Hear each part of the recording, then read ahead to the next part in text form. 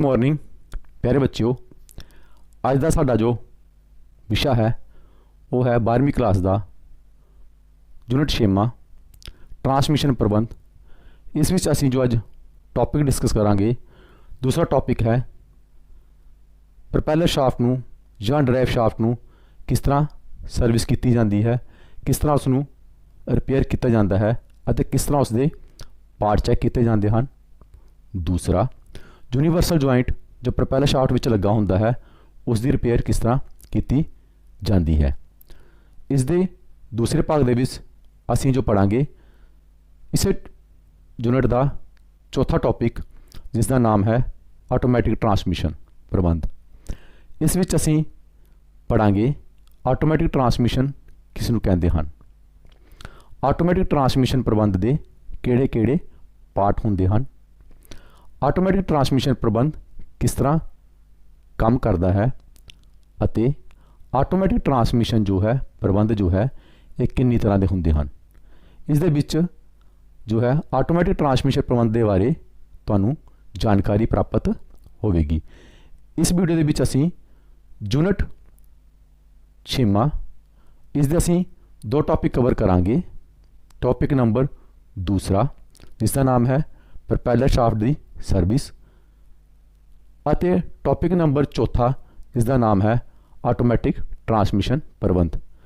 आओ प्यारे बच्चों असीं अज दी ये टॉपिक जो है पढ़िए अते अपने ज्ञान दे विच वाधा करिए।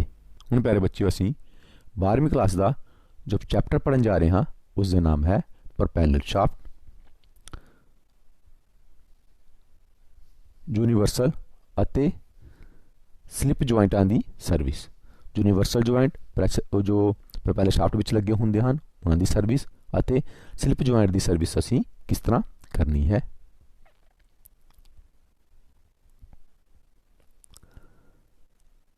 प्यारे बच्चों इस चैप्टर दे विच असीं पढ़ांगे प्रपैलर शाफ्ट बारे, प्रपैलर शाफ्ट की हुंदी है। फिर असीं पढ़ांगे यूनीवर्सल जॉइंट अते स्लिप जॉइंट की जांच किस तरह की जाती है। ड्राइव शाफ्ट जिसनों असीं शाफ्ट जो ट्रांसएक्सल सिस्टम लगा होंदा है जिन्हां गड्डियां कारां दे विच अगले पहिए नूं आपां ड्राइव दिंदे हां उत्थे प्रपैलर शाफ्ट नहीं लगी हुंदी, उत्थे जो है ड्राइव शाफ्ट लगी हुंदी है जिसनों असीं एक्सल भी कहंदे हां। वो जो है उन्हां दी सर्विस आपां किस तरह कर सकते हां। ड्राइव शाफ्ट की जांच किस तरह कर सकते हैं। ड्राइव शाफ्ट नूं जांच तो बाद रिपेयर तो बाद किस तरह द्वारा असैंबल किया जाता है, इस बारे असीं अज जानकारी हासिल करांगे। पहले बच्चों पहला हुंदा है प्रपैलर शाफ्ट। प्रपैलर शाफ्ट की हुंदी है जदों चार पहिया अते पिछले पहिया ड्राइव वाले वाहनों के इंजन अते एक्सल नूं एक दूजे तो वख किया जाता है। प्रपैलर शाफ्ट इंजन की ऊर्जा नूं पिछले पहिया ड्राइव के एक्सल तक पहुँचाती है। प्यारे बच्चों जिस तरह तुसीं ये देख रहे हो बसां ते ट्रकों के विच ज़्यादातर तुसीं इस शाफ्ट नूं देखिया होवेगा। ये एक पासे जो है गियरबॉक्स नाल लगी हुंदी है और दूसरे पासे जो है ये ड्राइव पिनियन दे नाल जिसनूं आपां हिस्सा कहने हाँ, गड्डी का हिस्सा जां डिफरेंशियल कहते हाँ, उस नाल लगी हुंदी है। प्रपैलर शाफ्ट गियरबॉक्स अते डिफरेंशियल दे विचकार लगी हुंदी है। इस तरह इंजन की ऊर्जा नूं एक ही करती है पिछले पहिया तक लैके जाती है। उत्थे असीं प्रपैलर शाफ्ट क्यों लगाते हाँ, क्योंकि प्यारे बच्चों प्रपैलर शाफ्ट दे विच यूनीवर्सल जॉइंट लगा हुंदा है। क्योंकि तुसीं देखिया होवेगा गियरबॉक्स उच्ची जगह ते हुंदा है अते डिफरेंशियल जो है नीवी जगह ते हुंदा है। इसलिए किसी भी वस्तु तो ड्राइव शाफ्ट नूं ड्राइव नूं असीं एंगल उत्ते ले जाण लई प्रपैलर शाफ्ट की वरतों करते हाँ। ये प्यारे बच्चे तुसीं प्रपैलर शाफ्ट ट्रैक्टरां विच भी देखी होवेगी जदों असीं थ्रैशर चलाना होवे जां कोई मशीन ट्रैक्टर नाल चलानी होवे असीं शाफ्ट लगाउंदे हाँ जिसनूं असीं प्रपैलर शाफ्ट कहंदे हाँ। हुण आंदा है यूनीवर्सल अते स्लिप जॉइंट की जांच। प्यारे बच्चों ये जो तुसीं देख रहे हो ये यूनीवर्सल जॉइंट है अते इस दे विच एक स्लिप जॉइंट लगा हुंदा है जो जदों गड्डी चलती है प्रपैलर शाफ्ट की लंबाई नूं ਵਧਾਉਂਦਾ है। ਅਤੇ ਜਦੋਂ ਫਿਰ ਗੱਡੀ ਜੋ ਹੈ ਦੁਆਰਾ ਪਲੇਨ ਸਤ੍ਹਾ ਤੇ ਆ ਜਾਂਦੀ ਹੈ ਤਾਂ ਉਸ ਨੂੰ ਲੈਂਥ ਨੂੰ ਬਰਾਬਰ ਕਰ ਦਿੰਦਾ ਹੈ। ਗੀਅਰ ਬਾਕਸ ਨਾਲੋਂ ਪ੍ਰੋਪੈਲਰ ਸ਼ਾਫਟ ਦੀ ਕਪਲਿੰਗ ਫਲੈਂਜ ਦੇ ਨਟ ਬੋਲਟਾਂ ਨੂੰ ਹਟਾਓ ਅਤੇ ਨਾਲ ਹੀ ਨਾਲ ਡਿਫਰੈਂਸ਼ੀਅਲ ਤੋਂ ਵੀ। ਕਹਿਣ ਤੋਂ ਭਾਵ ਇਹ ਹੈ ਜਿਹਦੇ ਅਗਲੇ ਪਾਸੇ ਗੀਅਰ ਨਾਲ ਜਿੱਥੇ ਇਹ ਪ੍ਰੋਪੈਲਰ ਸ਼ਾਫਟ ਲੱਗੀ ਹੈ ਉਸ ਨੂੰ ਹਟਾਉਣਾ ਹੈ, ਬੋਲਟਾਂ ਨੂੰ ਹਟਾਉਣਾ ਹੈ। ਪਿਛਲੇ ਪਾਸੇ ਜਿੱਧਰ ਪੀਨੀਅਨ ਦੇ ਨਾਲ ਪ੍ਰੋਪੈਲਰ ਸ਼ਾਫਟ ਲੱਗੀ ਹੈ ਉਹ ਬੋਲਟਾਂ ਨੂੰ ਹਟਾ ਕੇ ਪ੍ਰੋਪੈਲਰ ਸ਼ਾਫਟ ਨੂੰ ਅਲੱਗ ਕਰ ਦੇਣਾ ਹੈ। ਪ੍ਰੋਪੈਲਰ ਸ਼ਾਫਟ ਨੂੰ ਖਰਾਦ ਉੱਤੇ ਰੱਖੋ ਅਤੇ ਪ੍ਰੋਪੈਲਰ ਸ਼ਾਫਟ ਨੂੰ ਘੁਮਾਓ। ਪ੍ਰੋਪੈਲਰ ਸ਼ਾਫਟ ਨੂੰ ਅਸੀਂ ਲੇਥ ਉੱਤੇ ਲੈ ਜਾਣਾ ਹੈ। ਲੇਥ ਉੱਤੇ ਲੈ ਜਾ ਕੇ ਇਸ ਨੂੰ ਘੁਮਾਉਣਾ ਹੈ। ਕੀ ਚੈੱਕ ਕਰਨ ਵਾਸਤੇ ਕਿ ਪ੍ਰੋਪੈਲਰ ਸ਼ਾਫਟ ਬੈਂਡ ਤਾਂ ਨਹੀਂ ਹੈ। ਡਾਇਲ ਗੇਜ ਨੂੰ ਪ੍ਰੋਪੈਲਰ ਸ਼ਾਫਟ ਦੇ ਇੱਕ ਸਿਰੇ ਉੱਤੇ ਰੱਖੋ। ਡਾਇਲ ਗੇਜ ਨੂੰ ਅਸੀਂ ਪ੍ਰੋਪੈਲਰ ਸ਼ਾਫਟ ਦੇ ਉੱਪਰ ਰੱਖਣਾ ਹੈ। ਜੇਕਰ ਡਾਇਲ ਗੇਜ 2 ਮਿਲੀਮੀਟਰ ਦਾ ਝੁਕਾਅ ਦਿਖਾਵੇ ਤਾਂ ਇਹ ਪ੍ਰੋਪੈਲਰ ਸ਼ਾਫਟ ਦੇ ਝੁਕਾਅ ਵੱਲ ਸੰਕੇਤ ਦੇ ਰਹੀ ਹੈ। ਅਗਰ ਪਿਆਰੇ ਬੱਚਿਓ ਡਾਇਲ ਗੇਜ ਦੇ ਵਿੱਚ 2 ਮਿਲੀਮੀਟਰ ਦਾ ਡਿਫਲੈਕਸ਼ਨ ਆਉਂਦੀ ਹੈ ਤਾਂ ਇਸ ਦਾ ਮਤਲਬ ਇਹ ਹੈ ਕਿ ਪ੍ਰੋਪੈਲਰ ਸ਼ਾਫਟ ਬੈਂਡ ਹੈ। ਝੁਕੀ ਹੋਈ ਪ੍ਰੋਪੈਲਰ ਸ਼ਾਫਟ ਹਮੇਸ਼ਾ ਆਵਾਜ਼ ਕਰੇਗੀ। ਅਗਰ ਪ੍ਰੋਪੈਲਰ ਸ਼ਾਫਟ ਬੈਂਡ ਹੁੰਦੀ ਹੈ ਤਾਂ ਇਹ ਆਵਾਜ਼ ਕਰਦੀ ਹੈ। ਯੂਨੀਵਰਸਲ ਜੋੜ ਦੀ ਸਫਾਈ ਅਤੇ ਇਸ ਨੂੰ ਬਦਲਣਾ। ਜੇਕਰ ਯੂਨੀਵਰਸਲ ਜੋੜ ਖਰਾਬ ਹੋ ਜਾਵੇ ਤਾਂ ਇਸ ਦੀ ਸਫਾਈ ਕਰਕੇ ਜਾਂਚ ਕਰੋ। ਜੋਕ ਤੋਂ ਸਨੈਪ ਰਿੰਗ ਲੋਕ ਨੂੰ ਹਟਾਓ। ਇਹ ਜੋਕ ਹੁੰਦਾ ਹੈ, ਇਸ ਨੂੰ ਅਸੀਂ ਇਸ ਨੂੰ ਜੋਕ ਕਹਿੰਦੇ ਹਾਂ। ਇਸ ਜੋਕ ਤੋਂ ਅਸੀਂ ਜੋ ਹੈ ਇਹ ਕ੍ਰੋਸ ਜੋ ਹੈ ਇਸ ਜੋਕ ਦੇ ਨਾਲ ਸਨੈਪ ਰਿੰਗ ਨਾਲ ਲੱਗਾ ਹੁੰਦਾ ਹੈ। ਅਸੀਂ ਪਹਿਲਾਂ ਸਨੈਪ ਰਿੰਗ ਨੂੰ ਹਟਾਉਣਾ ਹੈ। ਹੁਣ ਯੂਨੀਵਰਸਲ ਜੁਆਇੰਟ ਨੂੰ ਆਵਰ ਪ੍ਰੈਸ ਉੱਤੇ ਰੱਖੋ ਅਤੇ ਹਲਕਾ ਜਿਹਾ ਦਬਾਅ ਪਾਓ। ਹੁਣ ਅਸੀਂ ਜੋ ਹੈ ਯੂਨੀਵਰਸਲ ਜੁਆਇੰਟ ਜੋ ਅਸੀਂ ਖੋਲ੍ਹਿਆ ਹੈ ਇਸ ਨੂੰ ਅਸੀਂ ਆਰਬਰ ਪ੍ਰੈਸ ਉੱਤੇ ਹਾਈਡ੍ਰੋਲਿਕ ਪ੍ਰੈਸ ਉੱਤੇ ਰੱਖਣਾ ਹੈ।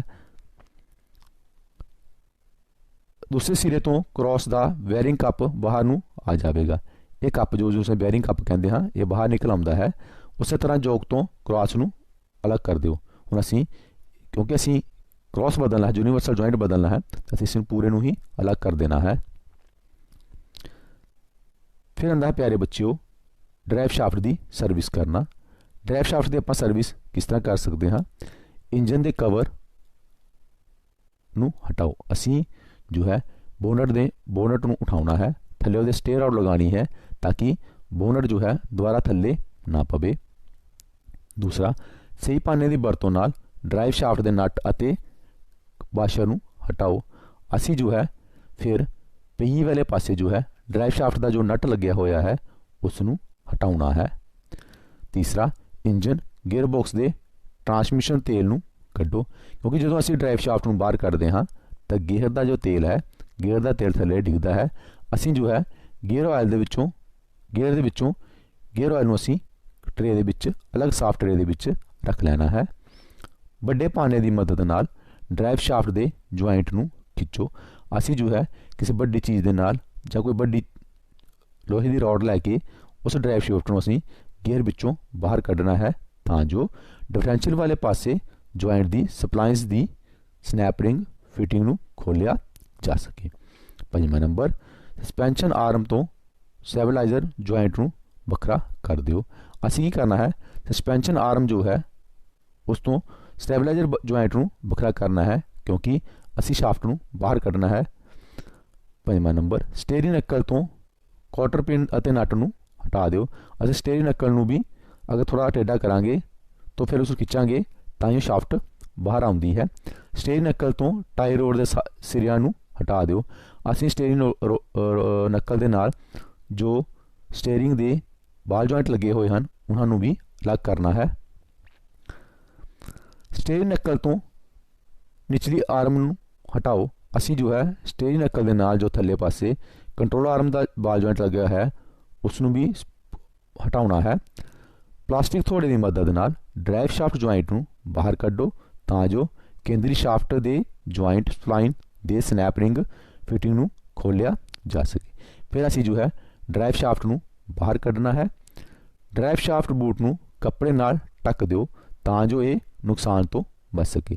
ਜਦੋਂ ਅਸੀਂ ਡਰਾਈਵ ਸ਼ਾਫਟ ਨੂੰ ਬਾਹਰ ਕੱਢਣਾ ਹੈ ਇਹ ਜੋ ਬੂਟ ਹੁੰਦੇ ਹਨ ਦੋਨੇ ਪਾਸੇ ਇਸ ਨੂੰ ਅਸੀਂ ਕੱਪੜੇ ਨਾਲ ਢੱਕ ਲੈਣਾ ਹੈ ਕਿਉਂਕਿ ਜਦੋਂ ਅਸੀਂ ਡਰਾਈਵ ਸ਼ਾਫਟ ਨੂੰ ਬਾਹਰ ਕੱਢਦੇ ਹਾਂ ਇਹ ਬੂਟ ਜੋ ਹੈ ਡੈਮੇਜ ਹੋ ਸਕਦੇ ਹਨ। ਡਰਾਈਵ ਸ਼ਾਫਟ ਅਸੈਂਬਲੀ ਨੂੰ ਹਟਾਉਣ ਲਈ ਕੇਂਦਰੀ ਸ਼ਾਫਟ ਤੋਂ ਇਨਬੋਰਡ ਜੁਆਇੰਟ ਨੂੰ ਸਟੀਅਰਿੰਗ ਨੱਕਲ ਤੋਂ ਪਹੀਏ ਵਾਲੇ ਪਾਸੇ ਦੇ ਜੁਆਇੰਟ ਨੂੰ ਖੋਲ੍ਹੋ। ਕੇਂਦਰੀ ਬੈਰਿੰਗ ਦੇ ਬੋਲਟ ਨੂੰ ਢਿੱਲਾ ਕਰੋ ਅਤੇ ਡਿਫਰੈਂਸ਼ੀਅਲ ਪਾਸੇ ਦੇ ਗੇਅਰ ਤੋਂ ਕੇਂਦਰੀ ਸ਼ਾਫਟ ਨੂੰ ਹਟਾਓ। ਫਿਰ ਅਸੀਂ ਡਿਫਰੈਂਸ਼ੀਅਲ ਵਾਲੇ ਪਾਸੇ ਨੂੰ ਬੂਟ ਕਲੈਂਪ ਨੂੰ ਹਟਾਓ। ਬੂਟ ਨੂੰ ਸ਼ਾਫਟ ਦੇ ਕੇਂਦਰ ਵੱਲ ਨੂੰ ਖਿਸਕਾਓ ਅਤੇ ਬਾਹਰਲੀ ਰੇਸ ਤੋਂ ਸਨੈਪ ਰਿੰਗ ਨੂੰ ਹਟਾਓ। ਡਰਾਈਵ ਸ਼ਾਫਟ ਨੂੰ ਸਾਫ਼ ਕਰੋ ਅਤੇ ਕੇਜ ਨੂੰ ਕੱਸਣ ਹਟਾਉਣ ਲਈ ਖਾਸ ਔਜ਼ਾਰ ਦੀ ਵਰਤੋਂ ਕਰੋ। ਸ਼ਾਫਟ ਤੋਂ ਬੂਟ ਅਤੇ ਕੇਜ ਨੂੰ ਦੂਰ ਹਟਾ ਦਿਓ। ਫਿਰ ਅਸੀਂ ਜੋ ਹੈ ਡਰਾਈਵ ਸ਼ਾਫਟ ਦੇ ਜੋ ਬੂਟ ਹੈ ਉਸ ਨੂੰ ਅਸੀਂ ਅਲੱਗ ਕਰ ਦੇਣਾ ਹੈ, ਹਟਾ ਦੇਣਾ ਹੈ। ਹੁਣ ਅਸੀਂ ਜੋ ਹੈ ਇਹ ਤੁਸੀਂ ਦੇਖ ਰਹੇ ਹੋ, ਇਸ ਦੇ ਅਲੱਗ-ਅਲੱਗ ਪਾਰਟ ਹੁੰਦੇ ਹਨ। ਇੱਕ ਪਾਰਟ ਹੁੰਦਾ ਹੈ, ਇਹ ਪਾਰਟ ਹੁੰਦੇ ਹਨ ਜੋ ਬੈਰਿੰਗ ਹੁੰਦੇ ਹਨ ਡਰਾਈਵ ਸ਼ਾਫਟ ਦੇ ਅੰਦਰ। ਇਹ ਸਪਰਿੰਗ ਹੁੰਦਾ ਹੈ, ਇਹ ਬੂਟ ਲੱਗਾ ਹੁੰਦਾ ਹੈ ਅਤੇ ਇਹ ਡਰਾਈਵ ਸ਼ਾਫਟ ਹੁੰਦੀ ਹੈ। ਬੂਟਾਂ ਦੀ ਟੁੱਟ ਭੱਜ, ਹੁਣ ਅਸੀਂ ਸਾਰਾ ਸਮਾਨ ਬਾਹਰ ਕੱਢ ਲਿਆ ਹੈ, ਡਰਾਈਵ ਸ਼ਾਫਟ ਨੂੰ ਪੂਰਾ ਡਿਸਮੈਂਟਲ ਕਰ ਲਿਆ ਹੈ। ਹੁਣ ਅਸੀਂ ਪਾਰਟ ਦੀ ਜਾਂਚ ਕਰਨੀ ਹੈ।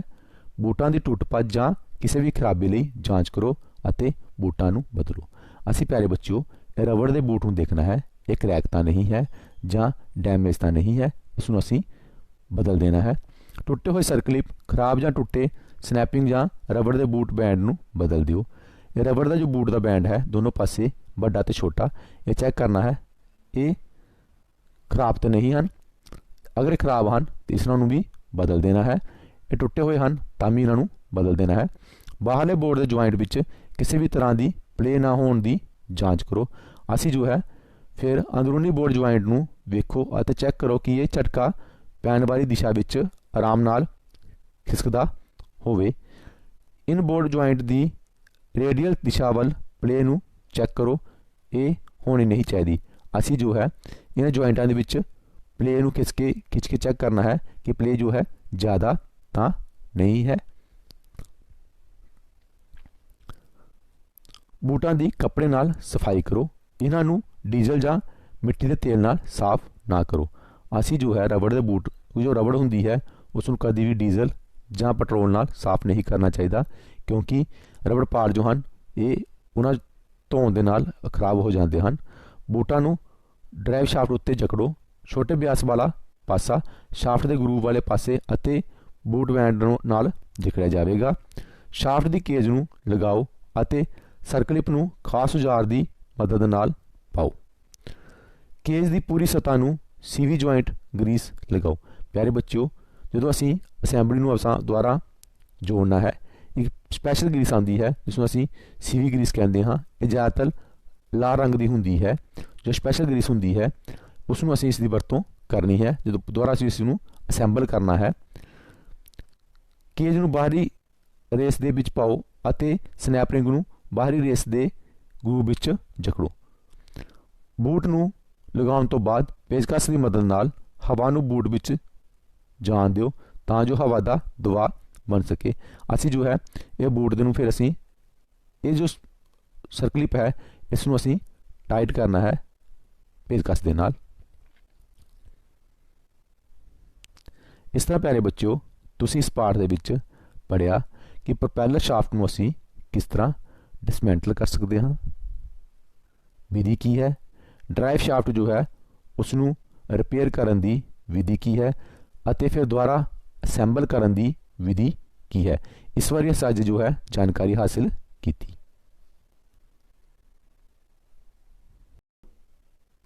ਅੱਜ ਜੋ ਅਸੀਂ ਪਾਠ ਪੜਾਂਗੇ ਉਹ ਹੈ ਆਟੋਮੈਟਿਕ ਟਰਾਂਸਮਿਸ਼ਨ ਪ੍ਰਬੰਧ। ਆਟੋਮੈਟਿਕ ਟਰਾਂਸਮਿਸ਼ਨ ਪ੍ਰਬੰਧ ਕੀ ਹੁੰਦਾ ਹੈ। ਪਿਆਰੇ ਬੱਚਿਓ, ਆਟੋਮੈਟਿਕ ਟਰਾਂਸਮਿਸ਼ਨ ਪ੍ਰਬੰਧ ਜੋ ਹੈ ਇਸ ਵਿੱਚ ਅਸੀਂ ਕੀ ਪੜਾਂਗੇ। ਆਟੋਮੈਟਿਕ ਟਰਾਂਸਮਿਸ਼ਨ ਪ੍ਰਬੰਧ ਕੀ ਹੁੰਦਾ ਹੈ, ਆਟੋਮੈਟਿਕ ਟਰਾਂਸਮਿਸ਼ਨ ਪ੍ਰਬੰਧ ਦੇ ਕਿਹੜੇ-ਕਿਹੜੇ ਪੁਰਜੇ ਹੁੰਦੇ ਹਨ, ਪਾਰਟ ਹੁੰਦੇ ਹਨ, ਆਟੋਮੈਟਿਕ ਟਰਾਂਸਮਿਸ਼ਨ ਦੀ ਕਾਰਜ ਵਿਧੀ, ਆਟੋਮੈਟਿਕ ਟਰਾਂਸਮਿਸ਼ਨ ਕਿੱਦਾਂ ਕੰਮ ਕਰਦਾ ਹੈ, ਆਟੋਮੈਟਿਕ ਟਰਾਂਸਮਿਸ਼ਨ ਦੀਆਂ ਕਿਸਮਾਂ, ਆਟੋਮੈਟਿਕ ਟਰਾਂਸਮਿਸ਼ਨ ਕਿੰਨੀ ਕਿਸਮ ਦੇ ਹੁੰਦੇ ਹਨ। ਪਿਆਰੇ ਬੱਚਿਓ, ਪਹਿਲਾ ਹੁੰਦਾ ਹੈ ਆਟੋਮੈਟਿਕ ਟਰਾਂਸਮਿਸ਼ਨ ਪ੍ਰਬੰਧ ਕੀ ਹੁੰਦਾ ਹੈ। ਇਸ ਤਰ੍ਹਾਂ ਕਿ ਤੁਸੀਂ ਚਿੱਤਰ ਵਿੱਚ ਦੇਖ ਰਹੇ ਹੋ, ਇੱਕ ਆਟੋਮੈਟਿਕ ਟਰਾਂਸਮਿਸ਼ਨ ਜਿਸ ਨੂੰ ਆਟੋਮੈਟਿਕ ਗੀਅਰ ਬਾਕਸ ਵੀ ਆਖਦੇ ਹਨ। ਕਹਿਣ ਤੋਂ ਭਾਵ ਇਹ ਹੈ ਇਸ ਵਿੱਚ ਸਭ ਤੋਂ ਪਹਿਲਾਂ ਧਿਆਨ ਰੱਖਣਾ ਹੈ ਇਸ ਵਿੱਚ ਕਲੱਚ ਨਹੀਂ ਹੁੰਦਾ ਹੈ। ਜਿਸ ਵੀ ਗੱਡੀ ਵਿੱਚ ਆਟੋਮੈਟਿਕ ਟਰਾਂਸਮਿਸ਼ਨ ਲੱਗਾ ਹੁੰਦਾ ਹੈ ਉਸ ਵਿੱਚ ਦੋ ਹੀ ਪੈਡਲ ਹੁੰਦੇ ਹਨ, ਇੱਕ ਹੁੰਦਾ ਹੈ ਐਕਸੀਲੇਟਰ ਵਾਲਾ, ਇੱਕ ਹੁੰਦਾ ਹੈ ਬ੍ਰੇਕ ਵਾਲਾ। ਕਿਉਂਕਿ ਅਸੀਂ ਆਮ ਦੇਖਿਆ ਹੋਵੇਗਾ ਪੁਰਾਣੀ ਗੱਡੀਆਂ ਵਿੱਚ ਤਿੰਨ ਪੈਡਲ ਲੱਗੇ ਹੁੰਦੇ ਹਨ, ਐਕਸੀਲੇਟਰ ਲਈ, ਬ੍ਰੇਕ ਲਈ ਅਤੇ ਕਲੱਚ ਲਈ। ਇਸ ਵਿੱਚ ਜੋ ਹੈ ਕਲੱਚ ਦਾ ਕੰਮ ਕੌਣ ਕਰਦਾ ਹੈ ਉਸ ਨੂੰ ਆਪਾਂ ਕਹਿੰਦੇ ਹਾਂ ਟਾਰਕ ਕਨਵਰਟਰ। ਟਾਰਕ ਕਨਵਰਟਰ ਜੋ ਹੈ ਉਸ ਵਿੱਚ ਕਲੱਚ ਦਾ ਕੰਮ ਕਰਦਾ ਹੈ, ਇਸ ਲਈ ਉਸਦਾ ਕਲੱਚ ਪੈਡਲ ਨਹੀਂ ਹੁੰਦਾ। ਮੋਟਰ ਵਾਹਨ ਟਰਾਂਸਮਿਸ਼ਨ ਦੀ ਇੱਕ ਕਿਸਮ ਹੈ ਜੋ ਵਾਹਨ ਦੇ ਚੱਲਣ ਨਾਲ ਆਟੋਮੈਟਿਕ ਗੇਅਰ ਅਨੁਪਾਤ ਨੂੰ ਬਦਲ ਦਿੰਦਾ ਹੈ। ਚਾਲਕ ਹੱਥੀ ਗੇਅਰਾਂ ਦੀ ਤਬਦੀਲੀ ਤੋਂ ਆਜ਼ਾਦ ਹੋ ਜਾਂਦਾ ਹੈ। ਪਿਆਰੇ ਬੱਚਿਓ, ਤੁਸੀਂ ਸੁਣਿਆ ਹੋਵੇਗਾ ਜਿਸ ਤਰ੍ਹਾਂ ਮੋਟਰਸਾਈਕਲਾਂ ਵਿੱਚ ਵੀ, ਐਕਟਿਵਾ ਵਿੱਚ ਤੁਸੀਂ ਦੇਖਿਆ ਹੈ ਆਟੋਮੈਟਿਕ ਟਰਾਂਸਮਿਸ਼ਨ ਹੈ, ਉਸ ਵਿੱਚ ਸਾਨੂੰ ਕੋਈ ਵੀ ਗੇਅਰ ਪਾਉਣ ਦੀ ਜ਼ਰੂਰਤ ਨਹੀਂ ਪੈਂਦੀ। ਅਸੀਂ ਜਿਸ ਤਰ੍ਹਾਂ ਹੀ ਐਕਸੀਲੇਟਰ ਦਿੰਦੇ ਹਾਂ ਤਾਂ ਆਟੋਮੈਟਿਕ ਹੀ ਜੋ ਹੈ ਆਪਣੇ ਆਪ ਹੀ ਜੋ ਹੈ ਗੇਅਰ ਸ਼ਿਫਟ ਹੁੰਦੇ ਹਨ। ਇਸੇ ਤਰ੍ਹਾਂ ਗੱਡੀਆਂ ਵਿੱਚ ਵੀ ਇਸੇ ਤਰ੍ਹਾਂ ਟਰਾਂਸਮਿਸ਼ਨ ਲੱਗਾ ਹੁੰਦਾ ਹੈ ਜਿਸ ਵਿੱਚ ਸਾਨੂੰ ਹੱਥ ਨਾਲ ਗੇਅਰ ਸ਼ਿਫਟ ਕਰਨ ਦੀ ਲੋੜ ਨਹੀਂ ਪੈਂਦੀ। ਰੇਸ ਦੇ ਨਾਲ ਹੀ ਜੋ ਹੈ ਸਥਿਤੀ ਦੇ ਅਨੁਸਾਰ ਆਪਣੇ ਆਪ ਹੀ ਗੇਅਰ ਸ਼ਿਫਟ ਹੁੰਦੇ ਹਨ। ਇੱਕ ਆਟੋਮੈਟਿਕ ਟਰਾਂਸਮਿਸ਼ਨ ਵਿੱਚ ਬਹੁ ਗਿਣਤੀ ਵਿੱਚ ਭਾਗਾਂ ਦੀ ਵਰਤੋਂ ਕਰਕੇ ਊਰਜਾ ਦੀ ਸਹੀ ਮਾਤਰਾ ਨੂੰ ਇੰਜਨ ਤੋਂ ਪਹੀਆਂ ਤੱਕ ਪਹੁੰਚਾਇਆ ਜਾਂਦਾ ਹੈ। ਪਿਆਰੇ ਬੱਚਿਓ, ਇਹ ਜੋ ਤੁਸੀਂ ਦੇਖ ਰਹੇ ਹੋ ਇਹ ਜੋ ਹੈ ਗੇਅਰ ਬਾਕਸ ਕੈਸਿੰਗ ਹੈ, ਇਹ ਇਨਪੁਟ ਸ਼ਾਫਟ ਹੈ, ਟਾਰਕ ਕਨਵਰਟਰ ਲੱਗਿਆ ਹੋਇਆ ਹੈ, ਸਨ ਗੇਅਰ ਲੱਗੇ ਹੋਏ ਹਨ, ਪਲੈਨਟ ਗੇਅਰ ਲੱਗਿਆ ਹੋਇਆ ਹੈ, ਰਿੰਗ ਗੇਅਰ ਲੱਗਿਆ ਹੋਇਆ ਹੈ। ਇਹ ਬੱਚੇ ਹੁੰਦਾ ਕੀ ਹੈ, ਜਦੋਂ ਅਸੀਂ ਜੋ ਹੈ ਐਕਸੀਲੇਟਰ ਹਿਸਾਬ ਨਾਲ ਰੇਸ ਦਿੰਦੇ ਹਾਂ ਆਟੋਮੈਟਿਕ ਜੋ ਹਨ ਇਹ ਗੇਅਰ ਜੋ ਹਨ ਸ਼ਿਫਟ ਹੁੰਦੇ ਹਨ। ਉਹ ਕਿਸ ਤਰ੍ਹਾਂ ਹੁੰਦੇ ਹਨ ਅੱਗੇ ਪੜਾਂਗੇ। ਆਟੋਮੈਟਿਕ ਟਰਾਂਸਮਿਸ਼ਨ ਪ੍ਰਬੰਧ ਦੇ ਕਲਪੁਰਜੇ। ਆਟੋਮੈਟਿਕ ਟਰਾਂਸਮਿਸ਼ਨ ਪ੍ਰਬੰਧ ਵਿੱਚ ਕਿਹੜੇ ਕਿਹੜੇ ਪਾਰਟ ਹੁੰਦੇ ਹਨ? ਕਨਵਰਟਰ ਦਾ ਖਾਕਾ ਜਿਸ ਨੂੰ ਅਸੀਂ ਟਾਰਕ ਕਨਵਰਟਰ ਕਹਿੰਦੇ ਹਾਂ, ਤੇਲ ਦਾ ਭਾਂਡਾ, ਇਸ ਵਿੱਚ ਟਰਾਂਸਮਿਸ਼ਨ ਆਇਲ ਪਾਇਆ ਜਾਂਦਾ ਹੈ, ਐਕਸਟੈਂਸ਼ਨ ਹਾਊਸਿੰਗ, ਆਇਲ ਪੰਪ, ਇਸ ਵਿੱਚ ਆਇਲ ਪੰਪ ਲੱਗਾ ਹੁੰਦਾ ਹੈ ਜੋ ਪ੍ਰੈਸ਼ਰ ਨਾਲ ਤੇਲ ਨੂੰ ਅੱਗੇ ਭੇਜਦਾ ਹੈ। ਪਲੈਨਟਰੀ ਗੇਅਰ, ਇਸ ਵਿੱਚ ਗੇਅਰ ਸੈੱਟ ਲੱਗਾ ਹੁੰਦਾ ਹੈ ਜਿਸ ਅਨੁਪਾਤ ਦੇ ਵਿੱਚ ਸਾਨੂੰ ਗੇਅਰ ਚਾਹੀਦਾ ਹੈ, ਜਿਸ ਸਪੀਡ ਉੱਤੇ ਸਾਨੂੰ ਜਿਹੜਾ ਗੇਅਰ ਚਾਹੀਦਾ ਹੈ ਉਹ ਆਟੋਮੈਟਿਕ ਹੀ ਚੇਂਜ ਹੁੰਦਾ ਹੈ। ਅੱਗੇ ਪਿਆਰੇ ਬੱਚੋਂ ਆਉਂਦਾ ਹੈ ਆਟੋਮੈਟਿਕ ਟਰਾਂਸਮਿਸ਼ਨ ਕੰਮ ਕਿੱਦਾਂ ਕਰਦਾ ਹੈ। ਜਿਸ ਤਰ੍ਹਾਂ ਕਿ ਤੁਸੀਂ ਚਿੱਤਰ ਦੇ ਵਿੱਚ ਦੇਖ ਰਹੇ ਹੋ, ਇਹ ਇੱਕ ਟਰਾਂਸਮਿਸ਼ਨ ਕੰਟਰੋਲ ਯੂਨਿਟ ਹੁੰਦਾ ਹੈ। ਇਸ ਨਾਲ ਸੈਂਸਰ ਲੱਗੇ ਹੁੰਦੇ ਹਨ, throttle position sensor, vehicle speed sensor. Vehicle speed sensor ਜੋ ਹੈ ਇਹ ਗੇਅਰ ਬਾਕਸ ਵਿੱਚ ਲੱਗਾ ਹੁੰਦਾ ਹੈ। ਬੀਟ ਸਪੀਡ ਸੈਂਸਰ ਇਹ ਪਹੀਆਂ 'ਤੇ ਲੱਗੇ ਹੁੰਦੇ ਹਨ। ਟਰਬਾਈਨ ਪੋਜੀਸ਼ਨ ਸੈਂਸਰ ਇਹ ਟਾਰਕ ਕਨਵਰਟਰ ਗੇਅਰ ਵਿੱਚ ਲੱਗਾ ਹੁੰਦਾ ਹੈ। ਟਰਾਂਸਮਿਸ਼ਨ ਫਲੂਇਡ ਟੈਂਪਰੇਚਰ ਸੈਂਸਰ ਇਹ ਜੋ ਹੈ ਜੋ ਟਰਾਂਸਮਿਸ਼ਨ ਆਇਲ ਵਾਲਾ ਭਾਂਡਾ ਹੁੰਦਾ ਉੱਥੇ ਲੱਗਾ ਹੁੰਦਾ ਹੈ। ਟਰੈਕਸ਼ਨ ਕੰਟਰੋਲ ਸਿਸਟਮ ਇਹ ਜੋ ਹੈ ਇਹ ਵੀ ਸੈਂਸਰ ਹੁੰਦਾ ਹੈ। ਬ੍ਰੇਕ ਲਾਈਟ ਸਵਿਚ ਇਹ ਜੋ ਹੈ ਬ੍ਰੇਕ ਲਾਈਟ ਸਵਿਚ ਦਾ ਵੀ ਸੈਂਸਰ ਹੈ। ਅੱਗੇ shift lock, shift solenoid, output to ECU, torque converter clutch solenoid, pressure control solenoid, ਇਹ ਸਾਰੇ ਜੋ ਹਨ ਇਸ ਨੂੰ ਟਰਾਂਸਮਿਸ਼ਨ ਯੂਨਿਟ ਨੂੰ ਜੋ ਹਨ ਕੰਟਰੋਲ ਯੂਨਿਟ ਨੂੰ ਜੋ ਸੈਂਸਰ ਹਨ ਉਸ ਨੂੰ ਕਮਾਂਡ ਦਿੰਦੇ ਹਨ, ਸੈਂਸ ਕਰਦੇ ਹਨ ਅਤੇ ਅੱਗੇ ਉਹ ਐਕਚੁਏਟਰ ਨੂੰ ਜੋ ਟਰਾਂਸਮਿਸ਼ਨ ਕੰਟਰੋਲ ਯੂਨਿਟ ਹੈ ਉਹ ਕੰਟਰੋਲ ਕਰਦਾ ਹੈ। ਪਿਆਰੇ ਬੱਚਿਓ, ਇਲੈਕਟ੍ਰੋਨਿਕ ਸੈਂਸਰ ਗੀਅਰ ਸਥਿਤੀ ਦੀ ਚੋਣ, ਵਾਹਨ ਦੀ ਗਤੀ, ਥ੍ਰੋਟਲ ਸਥਿਤੀ ਅਤੇ ਕਈ ਹੋਰ ਮਾਪਦੰਡਾਂ ਦੀ ਨਿਗਰਾਨੀ ਕਰਦੇ ਹਨ। ਇਹ ਪਿਆਰੇ ਬੱਚਿਓ ਜੋ ਸੈਂਸਰ ਲੱਗੇ ਹਨ ਇਹ ਸਾਰੇ ਜੋ ਹਨ ਮਾਪਦੰਡ ਦੇਖਦੇ ਹਨ ਕਿ ਕਿਹੜੇ ਕਿਹੜੇ ਮਾਪਦੰਡ ਜੋ ਹੈ ਇਸ ਵਿੱਚ ਲਾਗੂ ਹੁੰਦਾ ਹੈ। Gear position sector switch TCM ਨਾਲ ਸੰਪਰਕ ਕਰਦਾ ਹੈ ਜਿਸ ਨੂੰ ਗੀਅਰ ਆਪਰੇਟਰ ਦੁਆਰਾ ਚੁਣਿਆ ਜਾਂਦਾ ਹੈ। ਤੁਸੀਂ ਦੇਖਿਆ ਹੋਵੇਗਾ ਆਟੋਮੈਟਿਕ ਗੀਅਰ ਦੇ ਵਿੱਚ ਜੋ TCM ਹੈ ਉਹ ਜਿੱਥੇ ਗੀਅਰ ਸ਼ਿਫਟ ਵਾਲਾ ਲੱਗਾ ਹੁੰਦਾ ਹੈ ਉਹ ਥੱਲੇ ਹੀ ਇਹ TCM ਲੱਗਾ ਹੁੰਦਾ ਹੈ। ਜਦੋਂ ਆਦਮੀ ਗੀਅਰ ਸ਼ਿਫਟ ਜਿਸ ਪੋਜੀਸ਼ਨ ਨੂੰ ਕਰਦਾ ਸੈਲੈਕਟ ਕਰਦਾ ਹੈ ਉਹ ਜੋ ਹੈ TCM ਨੂੰ ਸੰਦੇਸ਼ ਭੇਜਦਾ ਹੈ। ਕ੍ਰੈਂਕਸ਼ਾਫਟ ਸੈਂਸਰ ਜੋ ਹੈ ਇੰਜਨ ਦੀ ਮੌਜੂਦਾ ਰੋਟੇਸ਼ਨ ਸਪੀਡ ਨੂੰ ਨਿਰਧਾਰਿਤ ਕਰਨ ਲਈ TCM ਨੂੰ ਜਾਣਕਾਰੀ ਪ੍ਰਦਾਨ ਕਰਦਾ ਹੈ। ਜੋ ਕ੍ਰੈਂਕ ਪੋਜੀਸ਼ਨ ਸੈਂਸਰ ਹੁੰਦਾ ਹੈ ਉਹ ਦੱਸਦਾ ਹੈ ਕਿ ਜੋ ਹੈ ਇੰਜਨ ਦੀ ਇਸ ਟਾਈਮ ਕੀ ਪੋਜੀਸ਼ਨ ਹੈ ਅਤੇ ਕਿੰਨੀ ਸਪੀਡ ਦੇ ਨਾਲ ਜੋ ਹੈ ਇੰਜਨ ਜੋ ਹੈ ਚੱਲ ਰਿਹਾ ਹੈ। ਇਹ ਜਾਣਕਾਰੀ TCM ਨੂੰ ਇਹ ਨਿਰਧਾਰਿਤ ਕਰਨ ਲਈ ਵਿੱਚ ਸਹਾਇਤਾ ਕਰਦੀ ਹੈ ਕਿ ਗੀਅਰ ਕਦੋਂ ਬਦਲਣੇ ਹਨ, ਵੀ ਕਿਸ ਸਪੀਡ ਨਾਲ ਇੰਜਨ ਚੱਲ ਰਿਹਾ ਹੈ ਅਤੇ ਇਸ ਟਾਈਮ ਕਿਹੜੇ ਗੀਅਰ ਦੀ ਲੋੜ ਹੈ। ਇਸ ਜਾਣਕਾਰੀ ਲਈ जो है वो क्रैंक पोजीशन सेंसर तो जानकारी हासिल करता है। थ्रोटल पोजीशन सेंसर जो होंदा है वो TCM दसदा है कि थ्रोटल कितना खुला होया है, मतलब इंजन उत्ते कितना लोड है, आदमी ने कितना एक्सीलेटर पैडल नूं रिस्पोंस दिता होया है, वो जो है जानकारी जो है ये TCM नूं दिंदा है। इस इनपुट की वरतों गेयर बदलने लई सब तो वधिया समा निर्धारित करने लई कीती जाती है। इस तो ये पता लगता है सानू किहड़े समय उत्ते हुण जो है गेयर शिफ्ट करना है। Turbine speed sensor torque converter की गति निर्धारित करता है। TCM इस जानकारी की वरतों टॉर्क कन्वर्टर के तिलकन नूं लभण लई करता है। वह देखता है कि टॉर्क कन्वर्टर जो है किस पोजीशन के उत्ते स्लिप कर रहा है, इसकी जानकारी जो है TCM प्राप्त करता है। जो ये फैसला करने में सहायता करता है कि टॉर्क कन्वर्टर लॉकअप क्लच नूं कदों सरगर्म करना है, कदों असी जो है टॉर्क कन्वर्टर लॉकअप क्लच नूं लागू करना है। ये सारा TCM जो है इस पोजीशन तो पता करता है। उस तो बाद जो है प्यारे बच्चों सुनिश्चित करने तो बाद ट्रांसमिशन तरल सही तापमान ते है टैंपरेचर सेंसर जो है दसदा है इस टाइम जो है ट्रांसमिशन वाला टैंपरेचर कितना है। अगर टैंपरेचर ज़्यादा है तो TCM जो है उसनूं जो है डाउन शिफ्ट कर दिंदा है, उस उत्ते ज़्यादा लोड नहीं पाउंदा है। इसी तरह ब्रेक लाइट स्विच जो है ये दसदा है कि गड्डी खड़ी है, आदमी जो है जां तां गड्डी नूं पार्क करना चाहुंदा है जां फिर गड्डी नूं रिवर्स करना चाहुंदा है।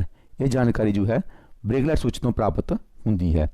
ये सारे TCM तो जदों ये जानकारी हासिल हो जाती है इस विच डाटा जो है स्टोर किया होंदा है, फिर अगे जो है अपनी आउटपुट जो है शिफ्ट सेंसर नूं दिंदा है, सोलर स्विच नूं दिंदा है, वो सारे काम करते हैं अते जो गियर हैं वो शिफ्ट हो जाते हैं। एक आटोमैटिक ट्रांसमिशन विच एक टॉर्क कन्वर्टर लग्या होंदा है, जिस तरह तुसीं प्यारे बच्चों देखा जो क्लच की थां लैंदा है। एक गुंझलदार प्लैनेटरी गियर प्रबंधन जो ਵੱਖ-ਵੱਖ तरह के अनुपात मुहैया करवाउंदा है अते बाल्बां दी हाइड्रोलिक प्रबंध जो गियरां दे आपसी मिलन नूं नियंत्रित पदार्थ जिसनूं आटोमैटिक ट्रांसमिशन पदार्थ कहते हैं केवल हाइड्रोलिक नहीं वरत्या जाता बल्कि गियरां विच जिहड़ा हाइड्रोलिक ऑयल हुंदा प्यारे बच्चों ये गियरां विच लुब्रिकेशन का काम भी करता है। असीं कह सकते हाँ कि आटोमैटिक ट्रांसमिशन एक आटोमैटिक गियरबॉक्स की तरह है जो गियर अनुपात नूं अपने आप वाहन के ਵੱਖ-ਵੱਖ परिस्थितियों में चलन अनुसार बदल दिंदा है। चालक नूं हत्थी गियर बदलने की जरूरत नहीं पैंदी। अगे प्यारे बच्चों आंदा है EMT जिसनूं असीं आटोमैटिक मैनुअल ट्रांसमिशन भी कहते हाँ। EMT ट्रांसमिशन हाइड्रोलिक अते कंप्यूटर की वरतों इलैक्ट्रॉनिक कंट्रोल यूनिट जां कार के ECU नाल करता है। इस विच प्यारे बच्चों की हुंदा है मैकेनिकल ट्रांसमिशन ही है, पर इस विच भी क्लच नहीं लगा हुंदा। ये जो है इस एक्चुएटर लगा हुंदा है जो क्लच में एक्चुएट करता है और ये ऑटोमैटिक गियर शिफ्ट होंदे हैं। गियर शिफ्ट पैटर्न ECU तो पहला ही प्रोग्राम दिते जाते हैं और मुख्य तौर पर प्रीसैट RPM सीमा ते काम करते हैं। एक बार जो सिस्टम सर्वोत्तम RPM का पता लगा लैंदा है तो ECU एक्चुएटर नूं शामिल करता है जो क्लच और गियरबॉक्स नूं संचालित करते हैं। ECU दे विच ऑलरेडी जो है सारा डाटा फिल किया होंदा है, वो दिखता है भी किहड़ा RPM का डाटा उस नाल मैच कर रहा है, उस कंडीशन दे विच वो ऑटोमैटिक जो है गियर शिफ्ट करना शुरू कर दिंदा है। प्यारे बच्चों ये तुसीं देख रहे हो ये जो है EMT ट्रांसमिशन दी सिस्टम दिखाया गया है। गियर शिफ्टर लीवर लग्या होया है। EMT दे विच की हुंदा है ये जो एक आम ही मैनुअल ट्रांसमिशन सिस्टम हुंदा है, पर विच जो कंट्रोल हुंदा है ऑटोमैटिक कंट्रोल हुंदा है। इसनूं असीं अगर चाहते हाँ तो मैकेनिकल तौर पर भी वरत सकते हाँ। ऑटोमैटिक मैनुअल ट्रांसमिशन दे विच सभ्य चालित मैनुअल ट्रांसमिशन का अर्थ ऑटोमैटिक मैनुअल ट्रांसमिशन जां EMT नूं अर्ध ऑटोमैटिक ट्रांसमिशन जां क्लचलैस मैनुअल ट्रांसमिशन भी कहा जाता है। ऑटोमैटिक मैनुअल जिवें कि नाम तो पता लगता है कि EMT का मुख्य कार्य दस्तावेज प्रसारण नूं स्वचालित करना है। कहने तो भाव प्यारे बच्चों ये है कि ऑटोमैटिक ट्रांसमिशन के विच जो EMT है एक मैनुअल ट्रांसमिशन ही है, पर इस जो काम है शिफ्ट करने का वो ऑटोमैटिक हो रहा है, जिसका अर्थ है क्लच दबाउणा अते गियर नूं एक लीवर द्वारा बदलना हुण ड्राइवर दे नाल नहीं रहिंदा। EMT दीयां दो किस्मां हुंदियां हन, सिंगल क्लच अते डबल क्लच। फिर बच्चों ये तुसीं देख रहे हो ਲਗਾਤਾਰ ਬਦਲਣ ਵਾਲਾ CVT। ਇਸ ਤਰ੍ਹਾਂ ਦਾ ਪਿਆਰੇ ਬੱਚਿਓ ਟਰਾਂਸਮਿਸ਼ਨ ਜੋ ਹੈ ਐਕਟਿਵਾ ਵਿੱਚ ਵੀ ਲੱਗਾ ਹੁੰਦਾ ਹੈ। ਇਸ ਵਿੱਚ ਇੱਕ ਪ੍ਰਾਇਮਰੀ ਸ਼ਾਫਟ ਹੁੰਦੀ ਹੈ, ਇੱਕ ਸੈਕੰਡਰੀ ਹੁੰਦੀ ਹੈ ਜਿਸ ਨੂੰ ਅਸੀਂ ਆਊਟਪੁੱਟ ਦੇਣੀ ਹੈ। ਇਹ ਪ੍ਰਾਇਮਰੀ ਸ਼ਾਫਟ ਜੋ ਹੈ ਇੰਜਨ ਦੇ ਨਾਲ ਸ਼ਿਫਟ ਲੱਗੀ ਹੁੰਦੀ ਹੈ। ਇਸ ਵਿੱਚ ਪੁਲੀਆਂ ਹੁੰਦੀਆਂ ਹਨ। ਜਿਸ ਤਰ੍ਹਾਂ ਇਹ ਪੁਲੀਆਂ ਦਾ ਆਕਾਰ ਵੱਧਦਾ ਘਟਦਾ ਹੈ ਤਾਂ ਉਸੇ ਤਰ੍ਹਾਂ ਜੋ ਹੈ ਗੱਡੀ ਸਪੀਡ ਵੱਧ ਘੱਟ ਹੁੰਦੀ ਹੈ। ਪਿਆਰੇ ਬੱਚਿਓ ਜਿਸ ਤਰ੍ਹਾਂ ਦੇਖੋ ਇੱਕ ਛੋਟੀ ਪੁਲੀ ਜੋ ਹੈ, ਛੋਟਾ ਗੀਅਰ ਜੋ ਹੈ ਵੱਡੇ ਗੀਅਰ ਨੂੰ ਘੁਮਾ ਰਿਹਾ ਹੈ। ਤੁਸੀਂ ਦੇਖ ਰਹੇ ਹੋ ਇਹਦਾ ਆਕਾਰ ਛੋਟਾ ਹੈ ਅਤੇ ਇਸ ਦਾ ਆਕਾਰ ਜੋ ਹੈ ਇਹ ਵੱਡਾ ਹੈ। ਇੱਕ ਸ਼ੋ ਹੈ ਛੋਟਾ ਗੀਅਰ ਵੱਡੇ ਗੀਅਰ ਨੂੰ ਘੁਮਾ ਰਿਹਾ ਹੈ ਅਤੇ ਸਪੀਡ ਦੇ ਵਿੱਚ ਫਰਕ ਪਵੇਗਾ। ਇਸੇ ਤਰ੍ਹਾਂ ਜਦੋਂ ਵੱਡਾ ਗੀਅਰ ਛੋਟੇ ਗੀਅਰ ਨੂੰ ਘੁਮਾਵੇਗਾ ਤਾਂ ਵੀ ਜੋ ਹੈ ਸਪੀਡ ਜੋ ਹੈ ਉਸ ਵਿੱਚ ਫਰਕ ਪੈਂਦਾ ਹੈ। ਇਸ ਫਾਰਮੂਲੇ ਦੇ ਆਧਾਰ ਉੱਤੇ CVT ਗੀਅਰ ਬਾਕਸ ਜੋ ਹੈ ਕੰਮ ਕਰਦਾ ਹੈ। ਅੱਜ ਕੱਲ੍ਹ ਜ਼ਿਆਦਾਤਰ ਗੱਡੀਆਂ ਦੇ ਵਿੱਚ CVT ਵਾਲੇ ਗੀਅਰ ਬਾਕਸ ਜੋ ਹਨ ਉਹੀ ਆ ਰਹੇ ਹਨ। ਇਸ ਤਰ੍ਹਾਂ ਪਿਆਰੇ ਬੱਚਿਓ ਅੱਜ ਤੁਸੀਂ ਇਸ ਆਟੋਮੈਟਿਕ ਟਰਾਂਸਮਿਸ਼ਨ ਪ੍ਰਬੰਧ ਦੇ ਵਿੱਚ ਪੜ੍ਹਿਆ ਆਟੋਮੈਟਿਕ ਟਰਾਂਸਮਿਸ਼ਨ ਪ੍ਰਬੰਧ ਕੀ ਹੁੰਦਾ ਹੈ, ਆਟੋਮੈਟਿਕ ਟਰਾਂਸਮਿਸ਼ਨ ਪ੍ਰਬੰਧ ਦੇ ਕਲਪੁਰਜੇ ਕਿਹੜੇ ਹੁੰਦੇ ਹਨ, ਆਟੋਮੈਟਿਕ ਟਰਾਂਸਮਿਸ਼ਨ ਦੀ ਕਾਰਜਵਿਧੀ ਕਿਸ ਤਰ੍ਹਾਂ ਕੰਮ ਕਰਦਾ ਹੈ ਅਤੇ ਆਟੋਮੈਟਿਕ ਟਰਾਂਸਮਿਸ਼ਨ ਦੀਆਂ ਕਿਸਮਾਂ ਕਿਹੜੀਆਂ ਹੁੰਦੀਆਂ ਹਨ। ਤੁਹਾਨੂੰ ਅੱਜ ਦਾ ਇਹ ਵੀਡੀਓ ਬਹੁਤ ਪਸੰਦ ਆਇਆ ਹੋਵੇਗਾ ਕਿਉਂਕਿ ਅੱਜ ਅਸੀਂ ਇਸ ਵੀਡੀਓ ਵਿੱਚ ਕੀ ਪੜ੍ਹਿਆ, ਯੂਨਿਟ 6ਵਾਂ 12ਵੀਂ ਕਲਾਸ ਦਾ ਟੌਪਿਕ ਕੀ ਸੀ। ਪਹਿਲਾ ਟੌਪਿਕ ਸੀ ਟੌਪਿਕ ਨੰਬਰ 2 ਜਿਸ ਦਾ ਨਾਮ ਸੀ ਪ੍ਰੋਪੈਲਰ ਸ਼ਾਫਟ ਅਤੇ ਡਰਾਈਵ ਸ਼ਾਫਟ ਦੀ ਸਰਵਿਸ ਕਰਨਾ, ਉਸ ਦੇ ਪਾਰਟਸ ਨੂੰ ਚੈੱਕ ਕਰਨਾ ਅਤੇ ਯੂਨੀਵਰਸਲ ਜੁਆਇੰਟ ਦੀ ਸਰਵਿਸ ਕਰਨਾ। ਦੂਸਰੇ ਭਾਗ ਦੇ ਵਿੱਚ ਅਸੀਂ ਪੜ੍ਹਿਆ ਕਿ ਆਟੋਮੈਟਿਕ ਟਰਾਂਸਮਿਸ਼ਨ ਕੀ ਹੁੰਦਾ ਹੈ, ਆਟੋਮੈਟਿਕ ਟਰਾਂਸਮਿਸ਼ਨ ਦੇ ਕਿਹੜੇ ਪੁਰਜੇ ਹੁੰਦੇ ਹਨ, ਆਟੋਮੈਟਿਕ ਟਰਾਂਸਮਿਸ਼ਨ ਕਿਸ ਤਰ੍ਹਾਂ ਕੰਮ ਕਰਦਾ ਹੈ ਅਤੇ ਆਟੋਮੈਟਿਕ ਟਰਾਂਸਮਿਸ਼ਨ ਕਿੰਨੇ ਤਰ੍ਹਾਂ ਦੇ ਹੁੰਦੇ ਹਨ। ਇਸ ਲਈ ਪਿਆਰੇ ਬੱਚਿਓ ਮੈਂ ਤੁਹਾਡਾ ਸਾਰਿਆਂ ਦਾ ਬਹੁਤ ਬਹੁਤ ਧੰਨਵਾਦ ਕਰਦਾ ਹਾਂ। Thank you very much.